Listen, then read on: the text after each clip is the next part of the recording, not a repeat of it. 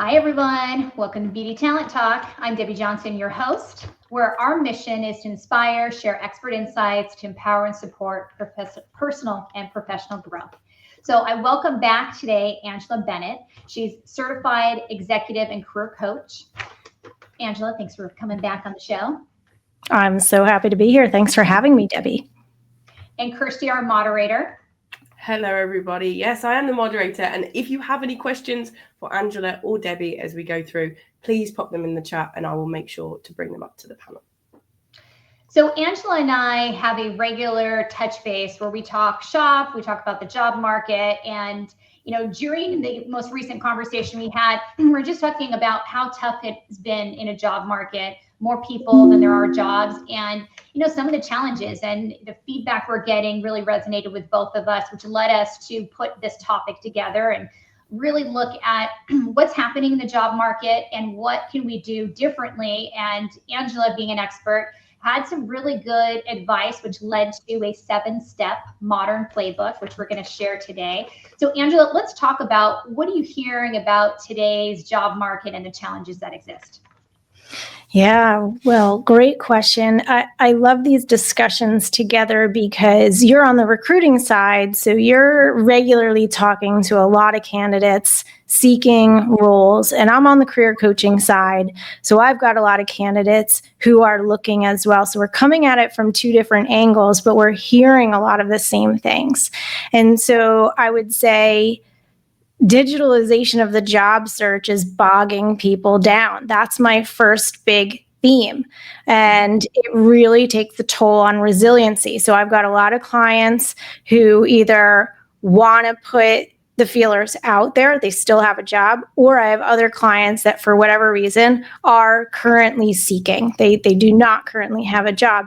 And the consensus is that it's very tough times and things go into this digital black hole because all the applications are going into a place and there's just nothing. There's crickets. And so sometimes there's a panic and then a return to needing to look at networking strategies. Now, we can blame this on COVID and remote work forever changing everything because now there's a bigger pool of candidates because some companies are willing to take the remote worker. We can blame it on AI.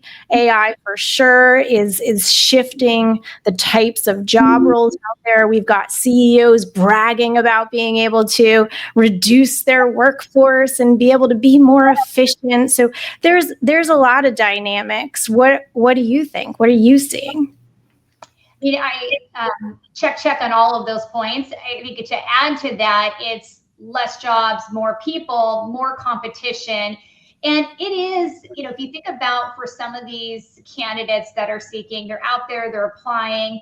I know there's just been so much uncertainty in the market, which creates a lot of upswings and downswings. And what I mean by that is and I've heard this from so many people, they're in process and all of a sudden something changes or the search gets put on hold. And I just think with the uncertainty and for certain levels, I was talking to an executive yesterday and he's looking at general manager, president roles, CEO roles, and he had said, it's just interesting when you go down the interview process to then have it conclude and really not have any reason behind it. And I said, coming from the recruiter standpoint and listening to companies and some of their challenges they're having, it is a big investment. And I think that they're very cognizant of the investment in the current market and the timing behind it. And so I think that the biggest challenge for actively seeking candidates is you're in your own head. You're applying for jobs and you're questioning, is it me? And so, the reason that I started Beauty Talent Talk was just because there's experts like you that can share knowledge and help people realize there's tools out there. It's not you, it's the market, and in kind of just navigating through it. So I think that this is such a valuable conversation to have. And I also think, I was reading an article recently on the college grads. So my nephew, a recent college grad, he's been going through the process of finding opportunities. It's super challenging out there for them in addition to everybody else. And I'd love to get some advice for the college grads on what can they do to navigate this job search and show value to be considered for entry level when technology is really taking a lot of their opportunities away. Absolutely. And I think that is really the thinking, whether you are entering the market as a young professional or you're in the market and you're looking to go to your next move. I think this playbook is relevant for everyone, but I echo that sentiment on the high competition. And that's really what these tips are designed around, which is if there's high competition and employers are really scrutinizing who they're going to hire, that means you got to be clear, concise, the answer to that job description, and you have to stand out. So how can you stand out? And that's what we'll talk about. So let's talk about the old playbook. Let's talk about what is not effective, and then we'll move into what changes can be made. How do you define the old playbook and what's not working? I would say the old playbook is that there were less people applying. There were recruiters who would actually, like in the beginning of my career, my first career move was that a headhunter called me. I had only been working in the beauty industry for 4 years, but this guy called me and he's like, will you consider going somewhere else? And I was like, oh, wow. I've only been working for 4 years. Somebody already is wanting me somewhere else. And I don't see that happening. But, most of my clients, unless it's at an executive level, like what you're doing, like there's no one out there calling managers around anymore to see if they want to move. So there was this personal touch and a lot more relationships, but there was also just less people applying because there wasn't this massive, like hundreds, thousands of people. So when thousands of people started to apply to roles, then recruiters can't actually go through all that anymore. So then one of two things happens. Either the recruiters scan whoever came in the beginning, in the middle, or at the end, or that day, or they're using software. And that goes to the whole, how do you beat the ATS, the applicant tracking system? So it's really the increase of technology in recruiting and the decrease of a face-to-face, type of job search process from the past that I think is necessitating, reinventing the way you approach your job search. Absolutely. I mean, the bottom line is more people are kind of filtered out than filtered in.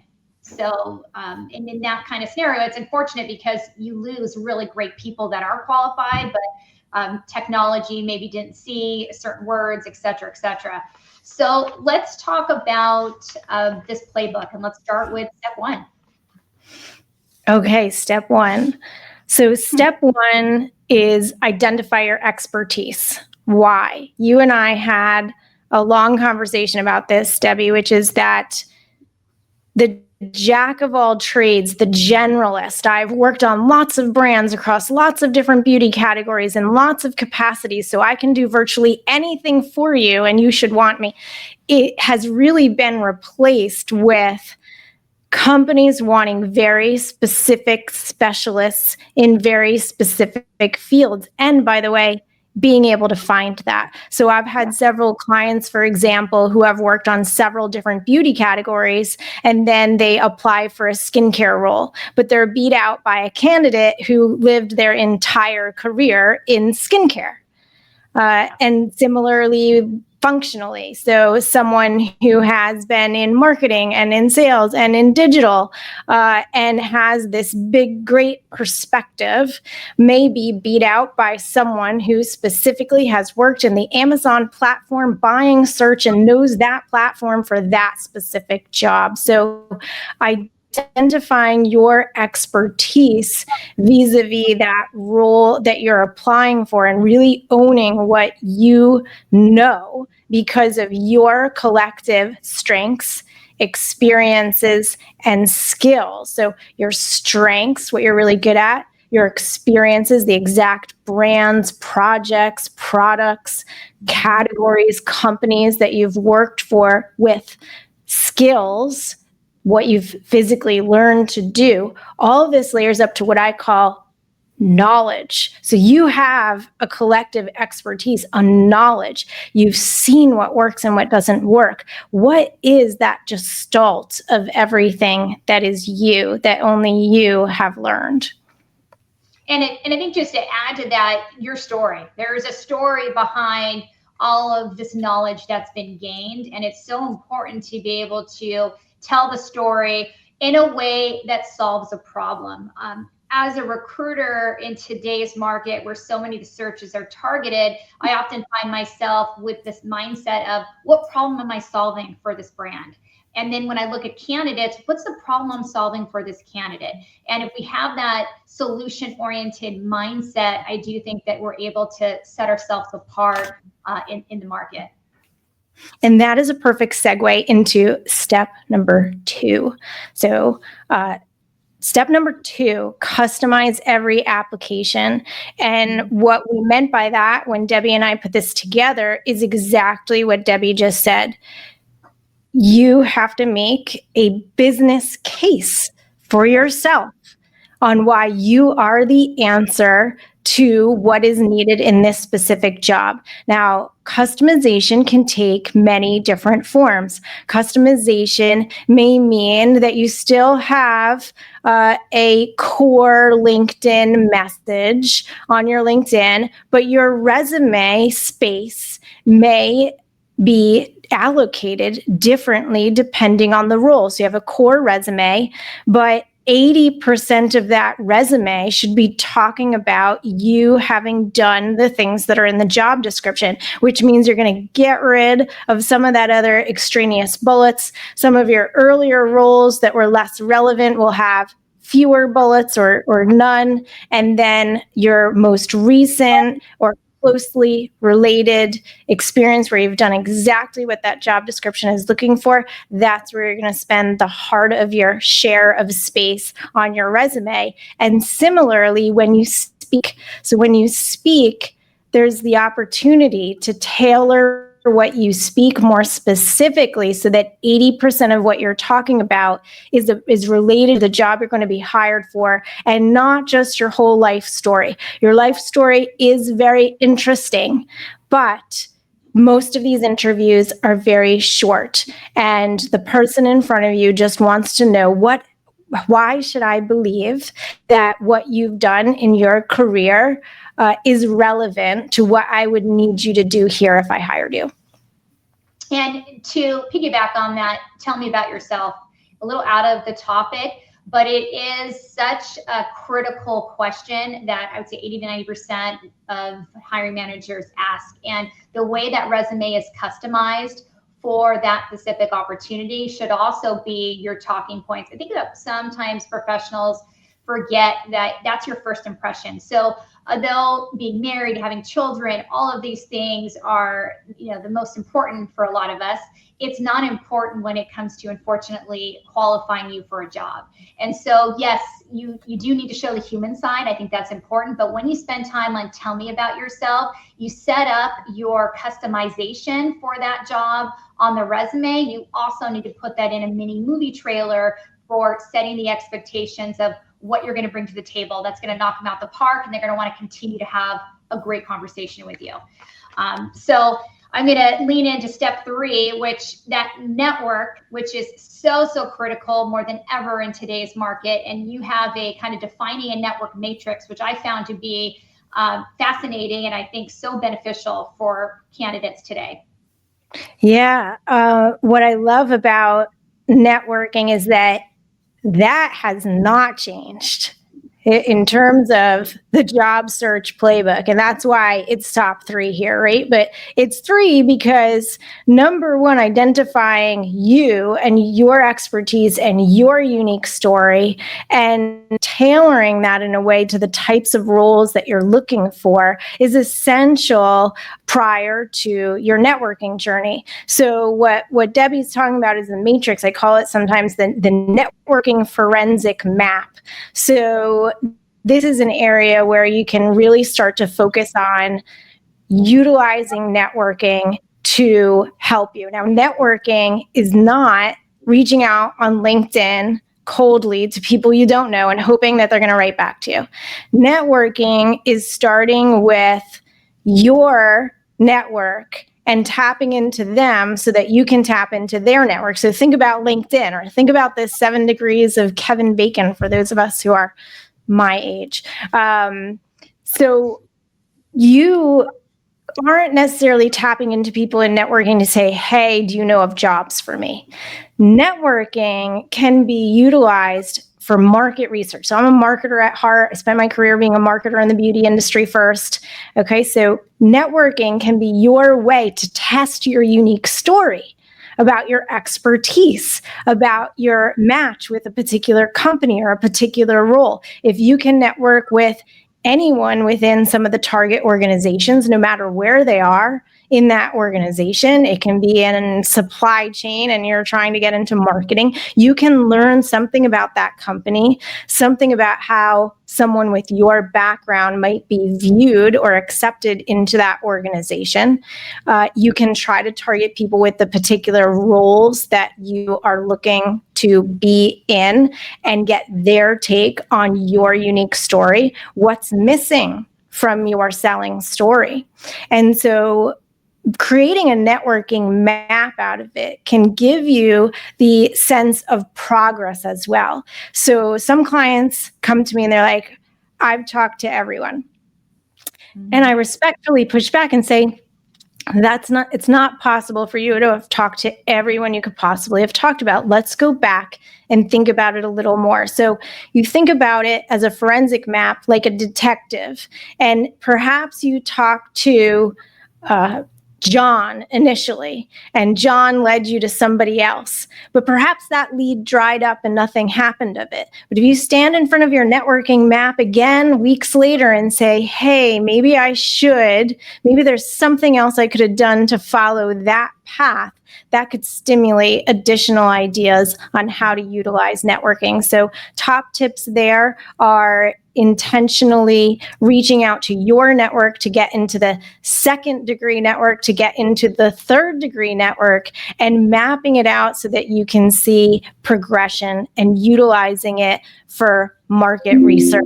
Never leave one networking call without the opportunity to ask to see if there's somebody else that you can connect with. And again, to relieve that nervousness inside that person of connecting you with someone else, if you focus it on, I'm looking to learn from other people and their experiences and their career path, it takes the pressure off of that person. If you're like, do you know anyone else I can connect with that can help me get a job? That's a lot of pressure. And that's typically when the networking lead dries up.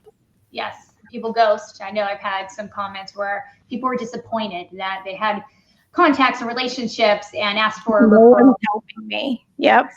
Exactly. And I also think that the networking, trying to make it mutually beneficial. And what I mean by that is, if you're attending webinars and you get great information, share the information. I mean, we all, I think at the heart of all of us, we want to help each other. And if it means sharing information, it's going to be good karma. It's going to come back. But I do think that there's a lot of webinars out there, articles you can share, just different ways to keep in touch with people, to keep that relationship going that can lead to a networking meeting and go along the lines of this matrix that Angela's talked about. Absolutely. So let's talk about step 4. All right, step 4. So balancing credentials with connection. So what do we mean by that? So your credentials, your skills are really your point of entry. You have to assume that by the time you get to the interview process, that there are 3, 5, maybe more other candidates that if you looked at their resume, they've done a lot of the same similar things. They have, if you're going for a D2C e-commerce job, they also have D2C e-commerce experience and CRM and everything else that comes with it.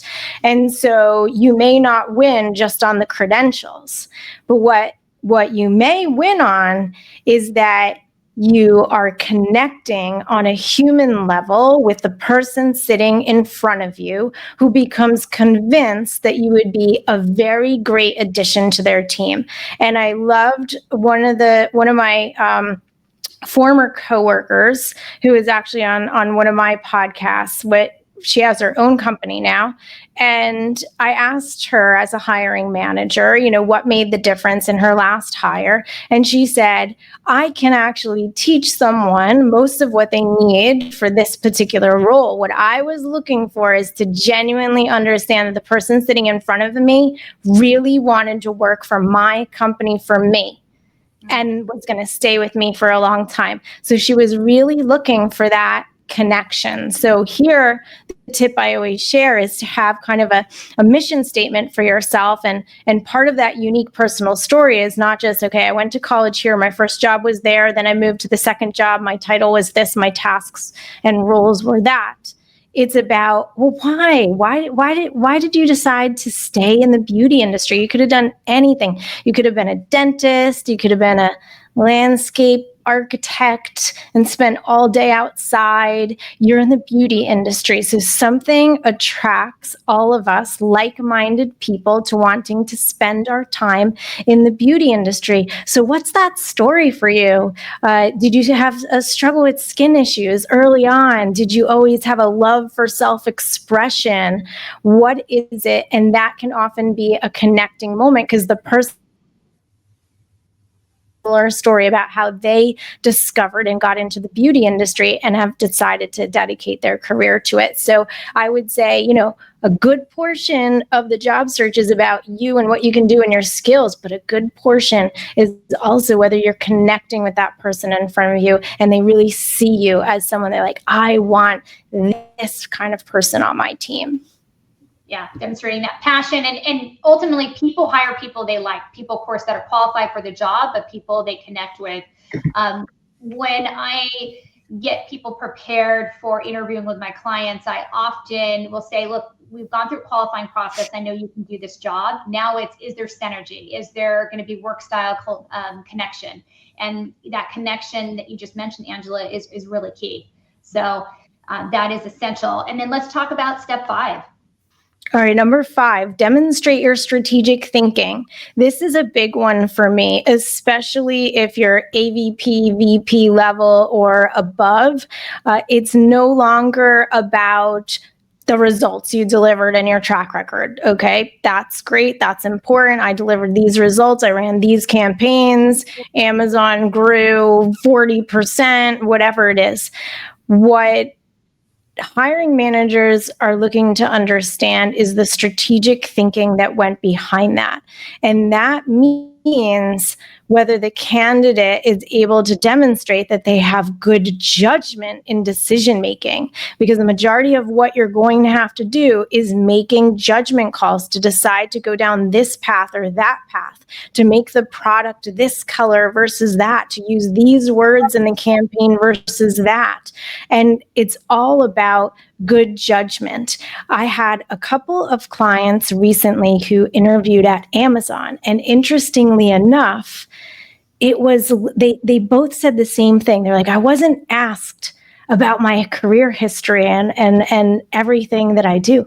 I was asked all these questions about how I think and lead and work with other people. And I thought that was very telling from Amazon. And we all know how big Amazon is and has grown, but they're looking for how people strategically, critically think, solve problems, work with others, create vision and bring that vision to life. And as a former hiring manager that hired a lot of people, I would say I often would put that to the test, because anyone could sit in front of me and say, I ran this campaign and it grew 50%. And so I would ask them to tell me about their role in the campaign. And in some cases, it turned out that the person briefed an ad agency who came up with this great campaign. And so their skill was writing a good brief. And yes, that's a great skill, but they weren't the one that came up with the campaign. And they weren't the one either that decided between the different campaigns that were on the table. Or even if they did, they weren't able to articulate to me why they chose one campaign over the other and why it was different from former campaigns that weren't performing. And so there's the story in the results, which is how did you come to recommend this action that led to great results? And that would give me an idea as a hiring manager into the way you think and make judgment calls. I also think it creates the wow factor, because we talk sometimes candidates go directly into the impact and the result, but without a backstory, there isn't the big picture where, again, solving a problem, making an impact, how significant is that impact? And just to add to the strategic thinking in these examples, I think it's really important that candidates mirror examples with with company sizes and that are applicable to what they're interviewing for. I've had candidates that go into very complex strategies. And I always think in the back of my mind, there's so much confusion. I'm trained to follow up and really understand it. Most hiring managers are not. And when you confuse the person interviewing you, you've lost them. You're already not going to get further in the process because they're not sure what you did. So it's really important to simplify the strategic examples that you give to create that connection and to create the credibility. And that's why we have step number 6. We had a comment on that would kind of really reinforce what you're saying. They love the idea of creating your story that solves the problem. And I think that kind of really sums up exactly what you just said, both of you. Also, if you have any more questions for Angela or Debbie, please feel free to pop them in and I will bring them up as we go through. All right, back to step 6.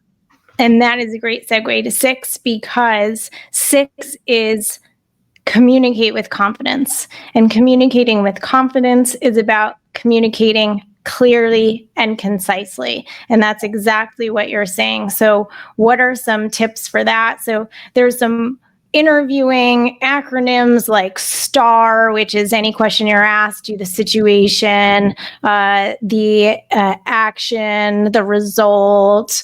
And what I would say is to simplify it a bit and just think of it as a hamburger. So what was the situation? Yes, but the meat, the burger, is what Debbie's saying. How did you solve for something? So back to the campaign example, we were running campaigns, they weren't performing, the ROI was this or that. What were you trying to solve for? There was no emotional connection, blah, blah, blah, whatever it is. And then explain the thinking, the strategic thinking and the strategy and the insights behind it, and then close with the results. So situation, meet the strategic thinking, then results. And that would be a clear and concise communication. And I would say, I always work with clients and say, you've got to have 5 to 10 power stories ready in a hamburger. And so when you're asked something in an interview, your brain doesn't have to go, oh my God, what story should I pull from the millions of things that I've done and tell it from fresh. And that means it'll be harder for it to come out in a clear and concise way. You're going to go to one of your 5 to 10 strategic stories that you've practiced. And again, practice.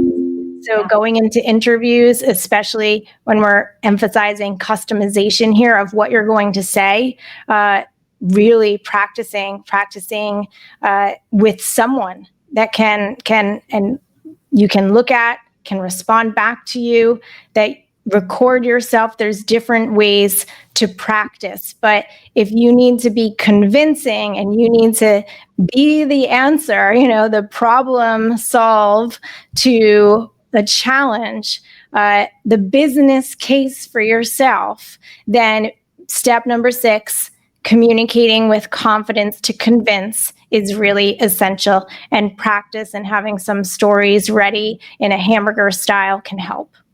Absolutely. And like you said, preparation is key. Preparation equals confidence. When you try to wing it, you're going to be stumbling, word salad all over the place. It's not going to be the results that you're looking for. And before we go into step 7, I'm just going to talk about our next show in October. So I have tapped Blair Lawson. So she was formerly worked with quite a few founders. And what I found in recruiting over the years, the most nuanced searches that I've worked with have been founder-led, especially creative founders where, they're looking for a partner in the business. And, those are nuanced searches because sometimes maybe they're not ready to give up control. Maybe they haven't fully defined the role. And Blair's had a number of experiences working with Beauty Counter and with Goop, and she currently works for Luna, where she's worked with founders. And she's really, through her experience, has developed her own, let's say, formula of how to read a founder through the interview process, asking the right questions, defining roles, defining expectations. Because if you think of a founder has built a business, they're passionate, this is their baby, they're super successful. And if they didn't have high expectations, and sometimes maybe unrealistic for a certain time frame, they wouldn't be the founders and where they're at today. But that also doesn't always set up executives successfully. So she's really going to talk through her experiences and showcase specific questions and somewhat of a playbook that you can use moving forward as candidates evaluate founder partnerships within brands. So that's going to be next month, October 30th, 12 p.m. PST, and we'll hope you will join. So back to you, Angela. So let's talk about our final step, step 7. Show your passion. And of course, that can mean opening up with the story of why you're so personally passionate about the beauty industry, but really passionate about this company, this brand, these products that you might be interviewing for. And you won't believe how many times I've actually interviewed people for roles and they haven't even tried the products on the brand that I was representing and hiring for. And to me, that was just a huge red flag. I even had one person say, "Oh, I've ordered them. I picked them out. They're on the way." Weird, right? You haven't even tried the products yet. And then I've had people who have gone the extra mile. So they've gone to the store, they've talked about how they stood in Sephora and actually talked with beauty advisors about the products and insights that they gained from that. They've talked to other users of the products. They can talk about the products that they have tried and some of their own insights. And they find a seamless way to just weave this into the conversation to let the person know that they have already indulged with and been exploring the brand. And this is also an indication of when that person comes into the company, what are they going to do first? They're going to go, you want to go out there and you want to know everything that anyone has to say that's already worked on this brand, that's been thinking about this brand, that's been using this brand, has researched this brand. And that can make a big difference. And it can mean the difference between being included or excluded from the next round of interviews if it comes out that the person has not even had the most minimal interaction with the brand that they're looking to work for, the company that they're looking to work for. So show your passion. And it can be just taking it in a deeper way. If you look at product development, being able to comment on formula and packaging, if you look at operations, you order a product and it takes 7 to 10 days. So what is the 3PL? What is that setup? If you're working with marketing, you see a campaign, you don't see a lot of impressions, or you don't see a lot of consumers engaging. I mean, there's so many ways that you can take it to another level, ask deeper questions that are going to set you up apart from the competition. And quite frankly, I don't see enough candidates proactively taking it to that level. And I think that's a really simple missed opportunity, because it just opens up that connection, the dialogue. I mean, there's, I think, a positive spin all the way around. And I would say it doesn't mean that you're going to be critical of the brand or share your opinion. Oh, I think you should do this. I think you should do that. It would be premature to do that, but it can allow you to engage on a deeper level. I ordered a product. I'd love to share my experience with that. I'm wondering about the experience in this way. And that can just open up dialogue, and I would caution between that and using any of the information that you've gathered to make a critical judgment too soon. If you haven't been working for the company, there could be a million reasons behind it, but to ask with curiosity and to be able to engage further in your interview. So I want to talk to you about top mistakes. What are the top mistakes candidates are making today that's hindering them? Well, one is talking for too long and rambling. Yeah. We've talked about this. It's tough. And sometimes it's nerves. And if nerves is a thing for you, I often coach on utilizing visualization tactics to help you through the nerves process. So sometimes if you're trying to memorize what you want to say, that makes your brain nervous, especially if it didn't recall all of the right words to say. But pictures are often easier for the brain to recall. So if you imagine a PowerPoint behind you that has 3 icons of the things that you want to remember to say about yourself or a particular story, that can be a way that can help you. 2 other quick steps on that is just Debbie, you and I have always talked about the 2-minute rule. An answer should not be longer than 2 minutes. Checking in with the person that you're speaking to see if they have any questions. And third, try to make it engaging. Before you get into the tell me about yourself, if you can say, before I get into my career, I know we only have so much time. Is there any particular area of my experience that you're more interested in hearing more about than others? If you can get the person in front of you to tell you what's important to them to hear about you, then you can customize and be that answer to their job description and challenges even more. That's a great tip. Love that. So we have had a quick question. I think now might be a good time to bring it up if possible. Somebody's asked, is this for the resume or the interview? And I went to them for clarification. And they said, when you're conveying the strategies that you've used previously, are you including that in your resume or are you using that for when you're in the interview? Yes, most of the strategic thinking is going to be in the interview. However, there are ways to allude to it in the bullet points on a resume as well. So think about just a couple of additional words that can go in between launched a product and generated a 50% turnaround on the brand to launched a product, revitalizing the positioning to a more healthy positioning in line with consumer trends, which led to 50% increase as an example. Okay, amazing. Hopefully that's answered your question. If not, please let me know in the comments. Now, Debbie, before we move on to your kind of final question, you actually have a download if people want to kind of see all of what we've spoken about today in an easier way, don't you? We do. So we have created literally a checklist with all these 7 steps that Angela has been discussing today. We'll have the link. It'll be in the comments in the live feed, and that'll be a downloadable checklist because we want to make sure that you can follow along and have some actionable insights to work with. So we hope that you'll find that valuable.